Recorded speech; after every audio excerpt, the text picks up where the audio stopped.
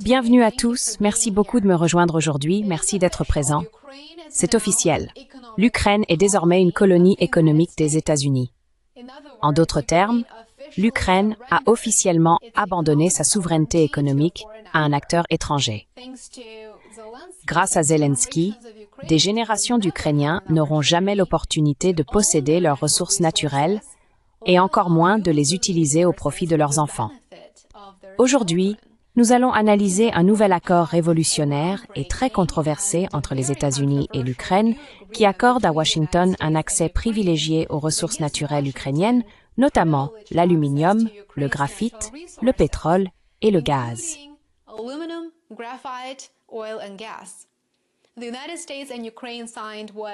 Les États-Unis et l'Ukraine ont signé ce que Scott Bessent a qualifié d'accord historique. Et vous savez quoi? Il n'a pas tort. C'est en effet un accord historique. Jamais auparavant dans l'histoire de l'Europe, un dirigeant illégitime d'un pays n'avait cédé les ressources d'une nation au pays qui l'utilisait comme proxy contre son adversaire. Jamais auparavant. Voici le secrétaire trésorier Scott Bessent, savourant l'honneur de faire cette annonce. Regardez.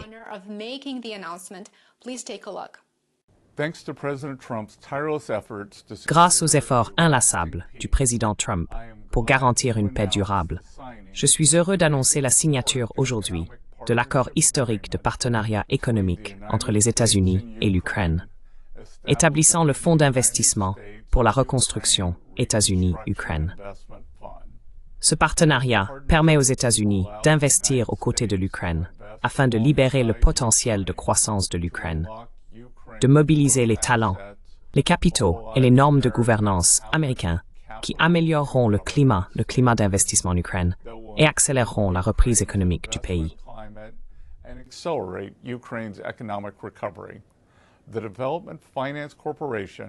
La Development Finance Corporation participera et contribuera à la création de ce fonds en collaboration avec le gouvernement ukrainien. L'accord d'aujourd'hui envoie un message clair à la direction russe. L'administration Trump est déterminée à soutenir un processus de paix centré sur une Ukraine libre, souveraine et prospère à long terme. Il est temps que cette guerre cruelle et insensée prenne fin. Les tueries doivent cesser, et tant les États-Unis que le gouvernement ukrainien se réjouissent de mettre rapidement en œuvre ce partenariat économique historique au bénéfice des peuples ukrainiens et américains.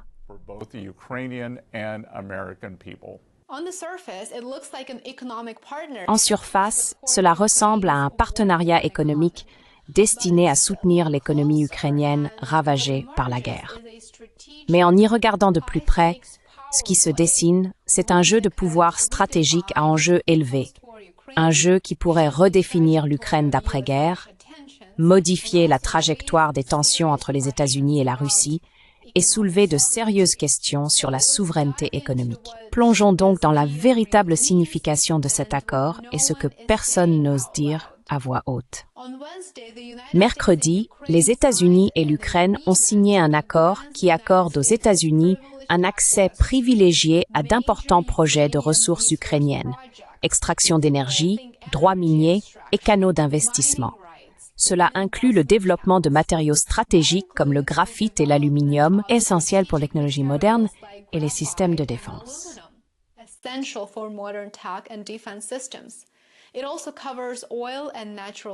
Cela concerne également les matières premières pétrolières et gazières, qui pourraient donner à l'Ukraine et par extension aux États-Unis un levier sur les flux énergétiques européens à long terme. Un fonds spécial d'investissement pour la reconstruction sera créé. Et voici le détail clé. Les États-Unis contrôleront ce fonds. Donc, toute personne qui affirme que cet accord est bon pour le peuple ukrainien, toute personne qui dit cela devrait simplement céder la propriété de son compte bancaire et laisser son pire ennemi en devenir le propriétaire. Pour voir ce que cela fait. Si quelqu'un d'autre contrôle un actif, vous ne pouvez pas dire qu'il vous appartient. C'est aussi simple que cela. Washington a la priorité sur les bénéfices. Une mesure officiellement présentée comme un moyen de rembourser le soutien militaire futur. Mais soyons honnêtes, Cela signifie aussi que Washington détient désormais une influence économique sur la reprise de l'Ukraine après la guerre, et même sur la possibilité qu'elle ait lieu.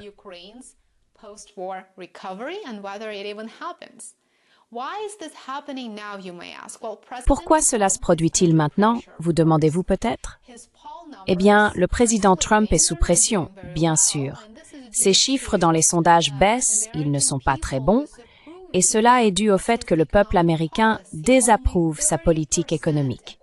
Selon Reuters, seulement 30% des personnes interrogées approuvent ses politiques.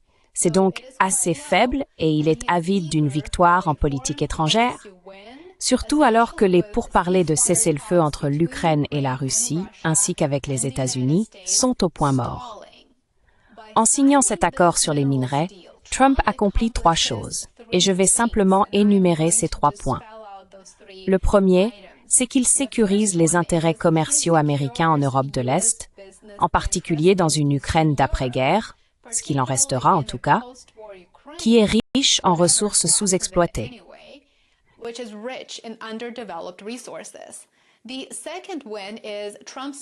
Le deuxième avantage, c'est que Trump affiche l'engagement des États-Unis envers l'Ukraine, ce qui bien sûr renforce leur position dans les négociations de paix en cours et lui permet surtout d'entretenir de meilleures relations avec Zelensky, qui refuse toute négociation significative.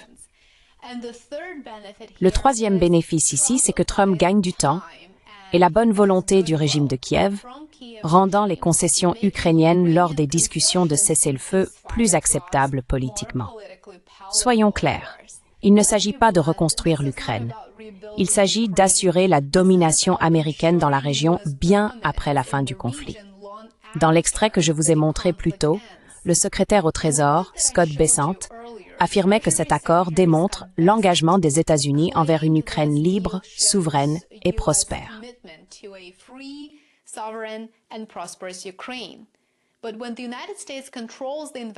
Mais lorsque les États-Unis contrôlent le fonds d'investissement, détiennent la priorité sur les profits et fixent les conditions d'accès à l'exploitation minière, peut-on encore parler de souveraineté? Non, on ne peut pas. La réponse est claire. La ministre de l'économie ukrainienne a déclaré que ce fonds allait, je cite, « attirer des investissements mondiaux ». Mais à quelles conditions? Et qui en profite réellement? Elle a omis de le préciser. Oui, l'Ukraine recevra des capitaux étrangers. Oui, des entreprises américaines investiront. Mais cela ressemble moins à un partenariat qu'à un levier stratégique déguisé sous le langage de l'aide économique. Les Ukrainiens n'en bénéficieront pas, car ils ne posséderont rien. Ils seront une main-d'œuvre bon marché, travaillant dans ces mines parce qu'ils n'ont pas d'autres options. Ils ne sont pas les propriétaires de leurs terres.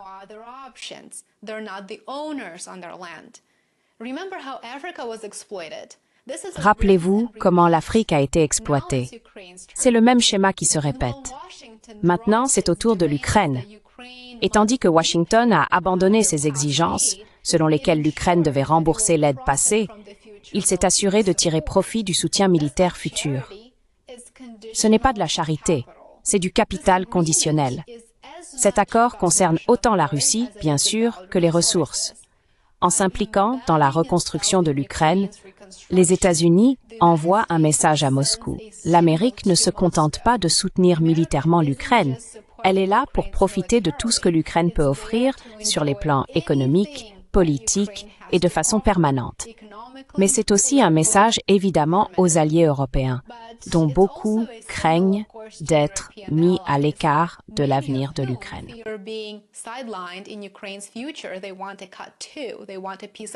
Eux aussi veulent leur part.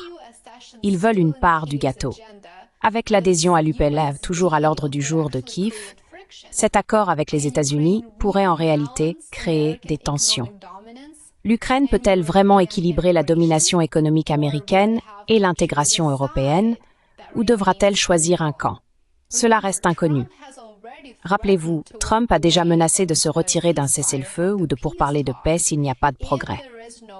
Et cet accord pourrait bien être la police d'assurance de Zelensky pour garder Washington à la table des négociations, d'autant plus que Zelensky est déterminé à poursuivre le conflit par procuration malgré de lourdes pertes. Après tout, il sait que sa famille est en sécurité quelque part en Europe et que ses enfants ne paieront pas les conséquences de ses choix. Pour lui, c'est gagnant-gagnant.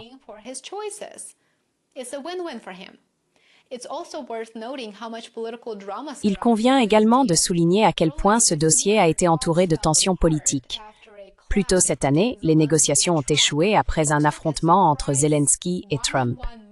Il a fallu une rencontre en tête-à-tête inattendue entre Zelensky et Trump au Vatican, de tous les endroits possibles. Et ce, pendant les funérailles du pape François, rien de moins, pour sauver l'accord. Rien que cette image en dit long, n'est-ce pas? Derrière les gros titres, la diplomatie a été tendue, personnelle et très transactionnelle. Et Trump lui-même, fidèle à son style, s'est vanté que la présence américaine empêcherait les fauteurs de troubles d'agir. Et quelle est la traduction de cette déclaration?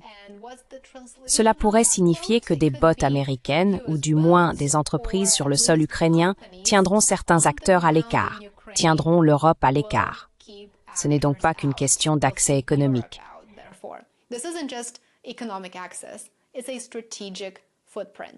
C'est une empreinte stratégique. Alors, qui en profite? Les États-Unis, sans aucun doute. Les entreprises américaines accèdent à des ressources essentielles pratiquement sans frais. Le gouvernement assure son influence dans l'Ukraine d'après-guerre. De plus, Trump marque des points politiquement, du moins pour l'instant, en revendiquant une victoire sur la paix et l'investissement. L'Ukraine en tire-t-elle un quelconque bénéfice? Je dirais que c'est une perte historique. Merci d'avoir regardé. J'espère que cette vidéo vous a paru intéressante et instructive.